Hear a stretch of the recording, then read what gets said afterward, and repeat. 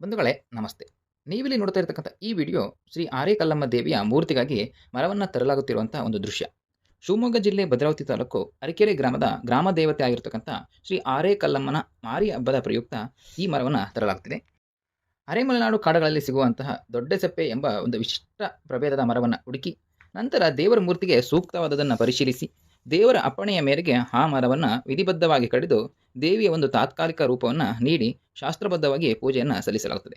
ನಂತರ ತಲತಲಾಂತರದಿಂದ ನಡೆದು ಬಂದ ಆಚರಣೆಯಂತೆ ಯಾವುದೇ ವಾಹನಗಳನ್ನು ಬಳಸದಂತೆ ಸುಮಾರು 20ರಿಂದ 25 ಕಿಲೋಮೀಟರ್ ದೂರ ಗ್ರಾಮಸ್ಥರೇ ತಮ್ಮ ಹೆಗಲ ಮೇಲೆ ಹೊತ್ತು ಸಾವಿರಾರು ಗ್ರಾಮಸ್ಥರ ಸುರಕ್ಷತೆಯಲ್ಲಿ ಗ್ರಾಮಕ್ಕೆ ತರಲಾಗುತ್ತದೆ.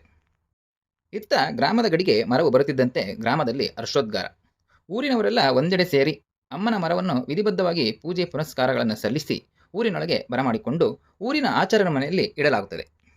ಆಚಾರ್ಯರು ಆ ಮರವನ್ನು ಇದೇ ತಿಂಗಳು 21, 22, 23ರಂದು ನಡೆಯುವಂತಹ ಆರೇಕಲ್ಲಮ್ಮನ ಜಾತ್ರಾ ಮಹೋತ್ಸವಕ್ಕೆ ಸಿದ್ಧ ಮೂರ್ತಿಯನ್ನಾಗಿ ಮಾರ್ಪಡಿಸುತ್ತಾರೆ.